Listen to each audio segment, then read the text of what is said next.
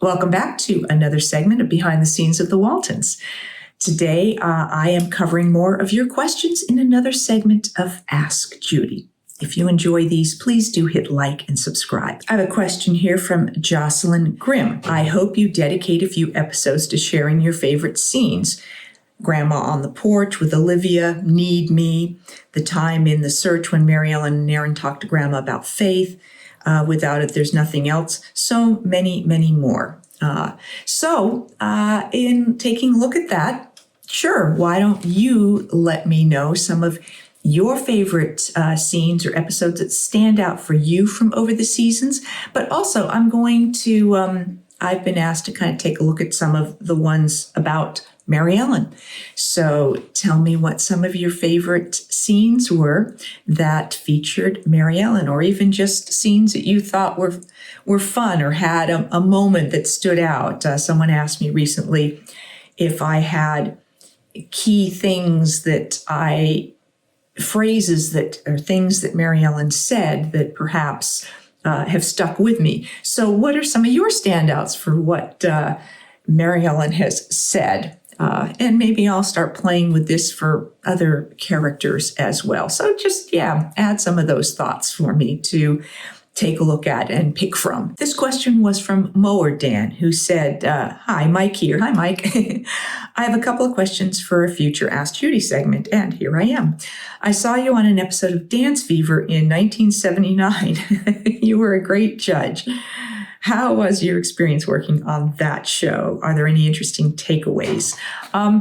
I had a great time doing Dance Fever. As you know, I did guest appearances on things like that, or a lot of game shows and competition shows, things like that. And I always had fun doing that. And it was always fun also to meet some of the other guest celebrities. Like whenever I did a game show, there was other celebrity contestants, helping the actual contestants win money. And so I got to meet people that I didn't know from working on the Waltons or other, sort of events I might do where I would have that opportunity to meet other actors. I know one of the judges on that was Isaac Hayes. And so I had a great time, meeting Isaac there. And probably the biggest takeaway there was that I then ran into Isaac a number of times over the years. And we kind of became, not close friends, but I considered him a friend. And what was funny to me and touching to me was that the first time I came across him was at I was a celebrity presenter for some music awards. And so I was sitting at a table, a round table with about 8 people. And Isaac was sitting at a table sort of just kind of behind me with a different group of people. And so I had seen him when I came in. He was, not looking at me or anything like that. And I thought, oh, should I say hello? Oh, he won't remember meeting me. I always kind of feel like, that I don't know. I guess I'm a little like I'm aware that I'm not a big star, and so I don't necessarily, when I meet someone who I think of as a bigger star, like Isaac Hayes, that they won't remember. It was a passing thing. And so I thought, if we happen to be face to face, I would say hello. But I went, I guess a little shy, or a little like, I don't want to go, oh, hi, we met, and have him go, huh, who? And look at me blankly. Like, I would be a little embarrassed by that, probably. So I didn't say anything. And then not too long later, I got this little tap on the shoulder, and I turned around, and Isaac was standing there, and he's like, hi, Isaac Hayes. We did Dance Fever together.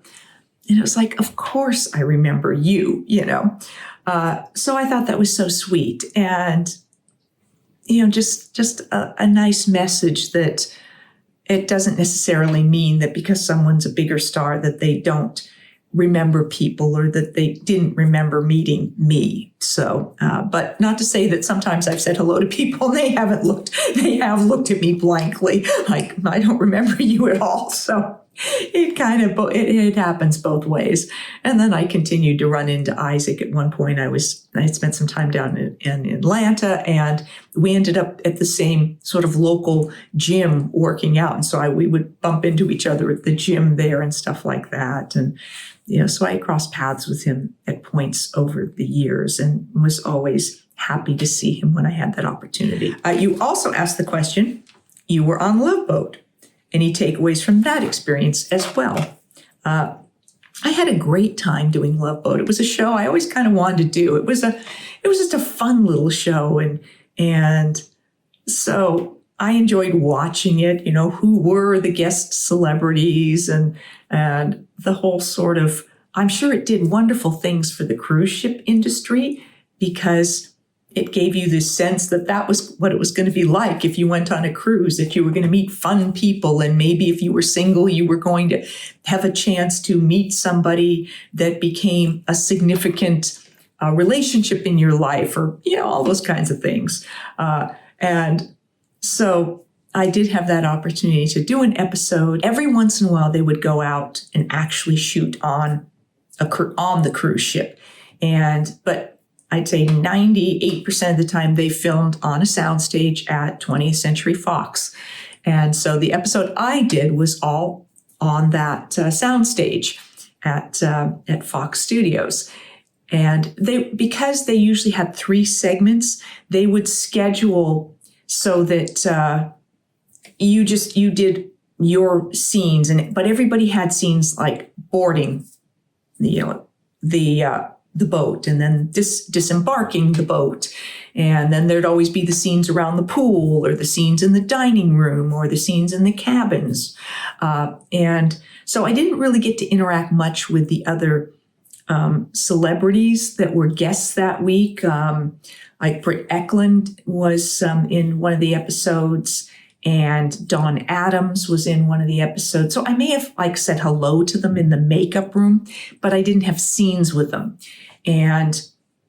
But Robert Fuller from Emergency and lots of other shows was sort of my love interest on that episode. And so I had fun working with him. And recently, when I did a segment with Tony Becker, and Tony talked about having worked with Bob, and I said, I've lost track of him. He goes, I